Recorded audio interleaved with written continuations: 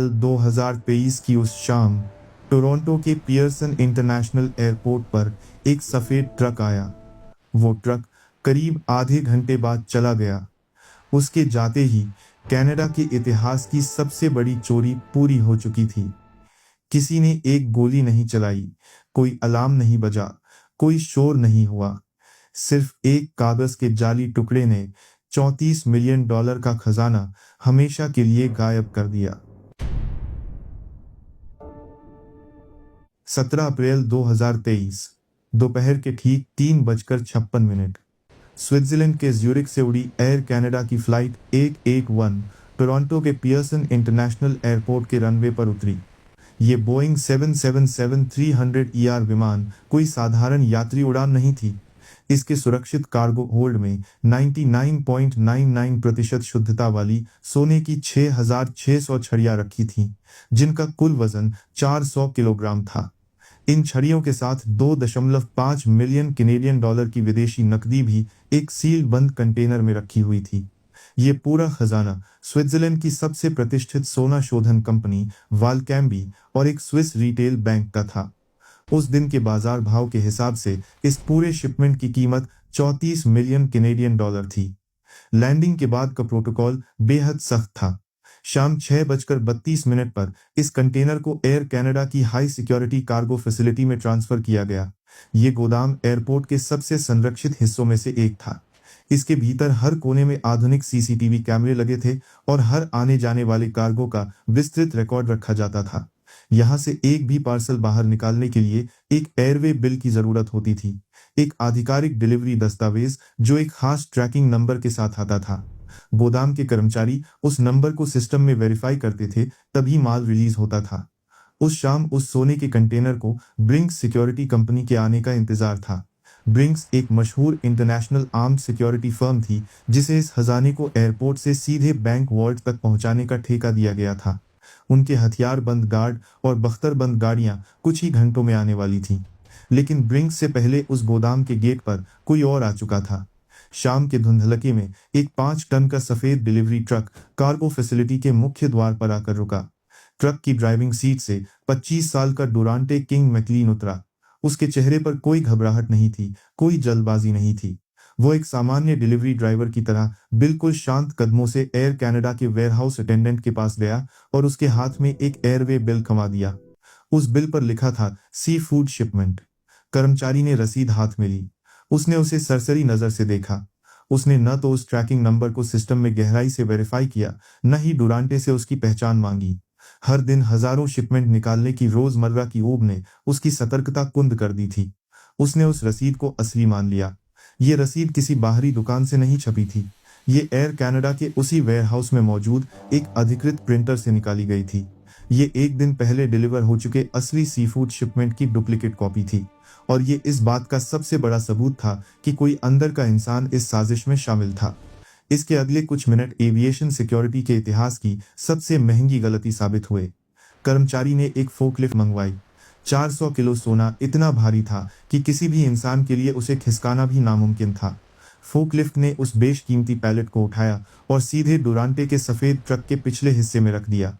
डुरांटे ने आराम से ट्रक का पिछला दरवाजा बंद किया, इग्निशन चालू किया और कनाडा के इतिहास का सबसे बड़ा खजाना लेकर एयरपोर्ट की सीमा से बाहर निकल गया।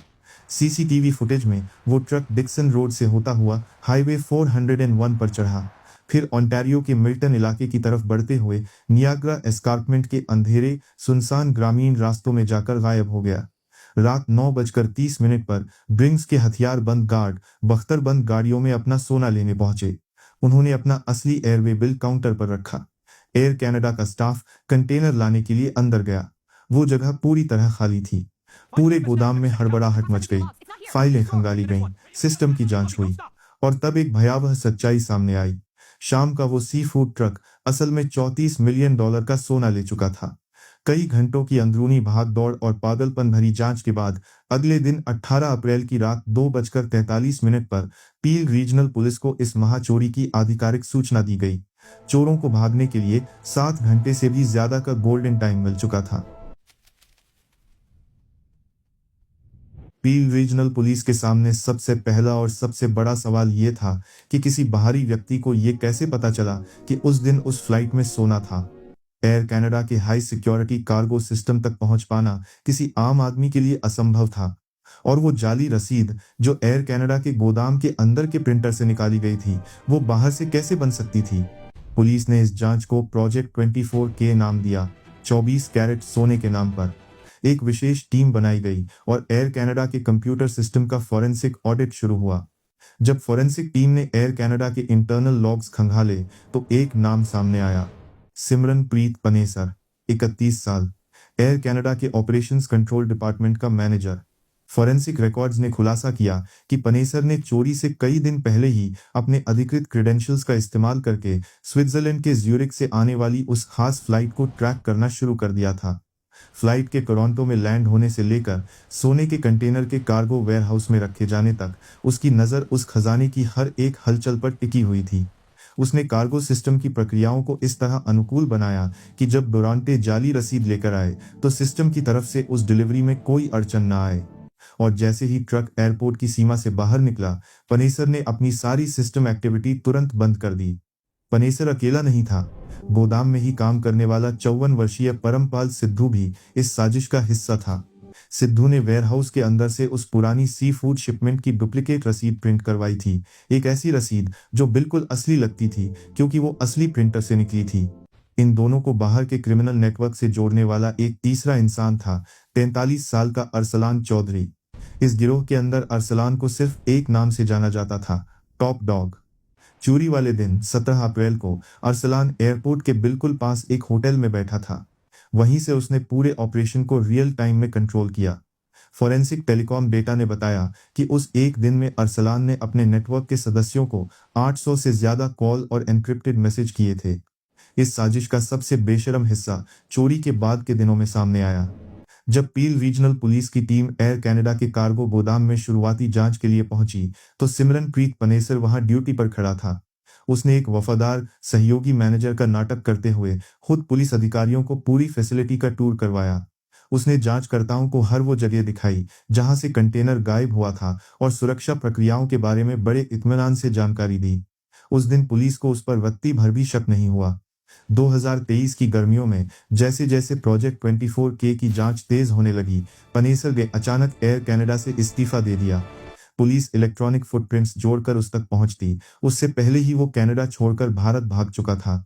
उसके कुछ ही हफ्ते बाद अरसलान चौधरी भी दुबई की उड़ान पकड़ चुका था।